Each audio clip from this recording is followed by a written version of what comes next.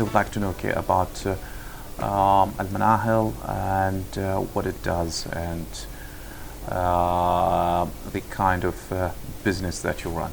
Okay, Al-Manahil began in 1996 in partnership with Anamani. And in the beginning we did a lot of things to do with education in general, and then one day we accidentally fell into bookselling, and nowadays what we do is wholesale book importing. How did it start with you, and where did you see the beginnings? Okay, the beginnings. Okay, well, I came to Oman originally in 1990 with my husband to Sultan Qaboos University. My husband was professor of radiology in the new medical school, and I also worked in the medical school for 6 years, 6 very happy years. And then my job ended because of Omanization even back then. I trained Omanis to do the job I was doing, and so I looked around for something else to do, and the opportunity to start a company came up, and it seemed like a good idea, so we began Al-Manahil. But we didn't begin at that stage. We were doing completely different activities to the ones we're doing now. We've changed the activities. Okay, well, I can honestly say people talk about businesses that begin on the kitchen table, and this business really began on the kitchen table. It began as a very small thing, and it's grown really. At the moment probably we're shrinking a little bit because the economy in Oman is challenging times, but at one stage we were really very large importer of books a few years back. Yeah. The activities, okay, that Al-Manahil do provide, okay, what kind of business or service, okay, Al-Manahil provide? Well, mainly you have universities, colleges, schools, institutes, and they all need books, and the main thing we do are books for teaching English. But of course the English levels in Oman are going up all the time now, so in the past people wanted beginners books for learning English. Now they want books for getting good grades for IELTS, for further education. So people tell us what they want in the main, and we give them prices, and if they like the price and they like the deal, they buy the books from us. There's always a lot of competition. It's a 3-quote culture, so people want more than 1 quote before they place an order. Okay, where do you see the education as such, okay, and internationally, okay, where is it right now? I think the standards of education in Oman are really very, very high, and I've been here now for 29 years, and when we came in the English levels were not so good, and there was only one university, Sultan Qaboos University. Now there are 100 universities and colleges of higher education about, and masses of institutes and private schools, and the whole thing has just exploded. The whole country has progressed in a remarkable way, all due to His Majesty Sultan Qaboos, really, and his policy. As a businesswoman, okay, what kind of advice, okay, do you have for the younger generation? Well, I think you should have a passion, and you should follow your dream as far as possible, but you should also be realistic. And actually, in Oman we have a lot of people, young people who are unemployed, and they are, they've got ambitions and they're looking for things to do. But my advice to them would be to start with, take whatever's going and get experience. Get experience any way you can, which is how I began my life. I had all sorts of jobs when I was a student, all sorts of holiday jobs, and I've done all sorts of things in my life, and everything you do in life is a valuable experience. You can build on it.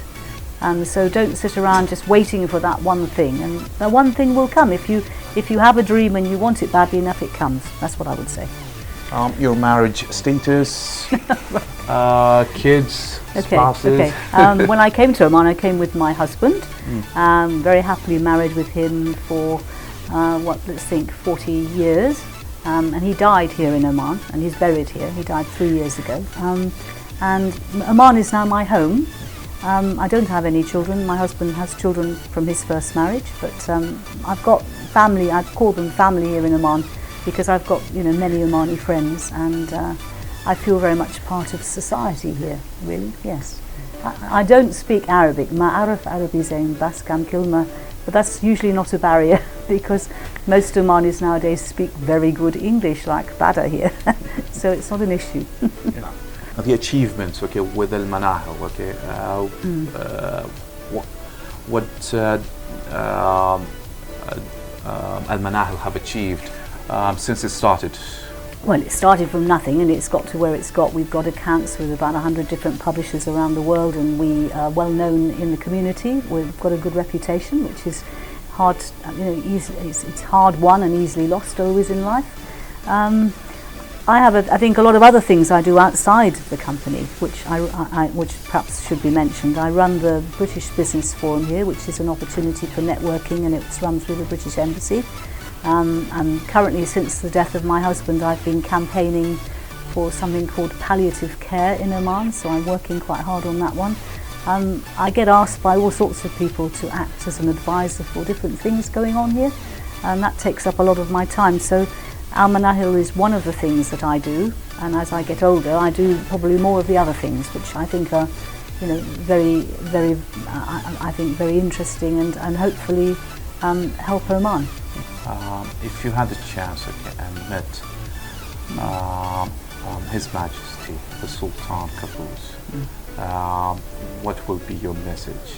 Well, I think he's one of the world's greatest leaders. I think he has transformed this country in 49 years. I think his policy is second to none. His foreign policy is second to none. It's a remarkable place, and we're very lucky that, and now he's moving towards democracy with the parliament building and elections. It's a quantum leap. He's achieved a huge amount. So I would love to meet the Sultan, but I've never had the opportunity. I've seen him quite close to, but I've never actually met him. Okay, any last words, okay, through Sama Al Khalij channel?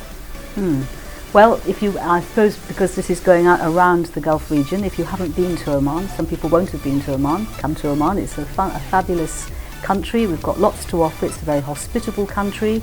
It's changing rapidly. We have a wonderful opera house. We have wonderful scenery. We have, fabulous food, great beaches, lots to come for. So come to Oman. That would be my message, I think. Come to Oman. And for young people, follow your dream. Follow your dream. You'll get there. That's what I'd say. Okay, so any other activities you're doing on or you're contributing, okay, to the Sultanate? Well, last year I started a project which is very close to my heart, which is the Oman Palliative Care project. I'm working with some students from back in the days when I was at the College of Medicine, who are now fairly senior doctors. We formed a team, and a year ago we kicked off the project with a seminar at the Hyatt Hotel. And what we're looking at really is how it came about.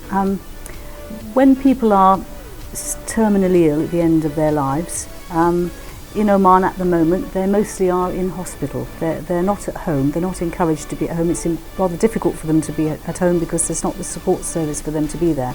And so the thing I noticed when my husband was ill was that there are a lot of beds blocked by people who have nowhere to go, and they're just there. And I don't think hospitals are really the best place to die. If you think about, none of us like to think about dying. We make a lot of fuss when a small baby is born and bringing people into the world, but not so much attention in this region is given to what happens to you when you die and how you die. And many people are afraid of dying, and they're afraid of pain, and their relatives are uncomfortable and don't know what to do.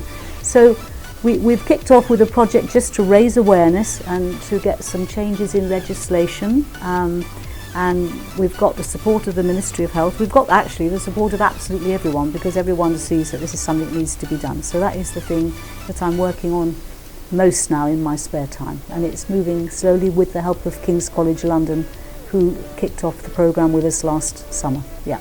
Okay, so what would be your word, okay, to the businessmen about this, and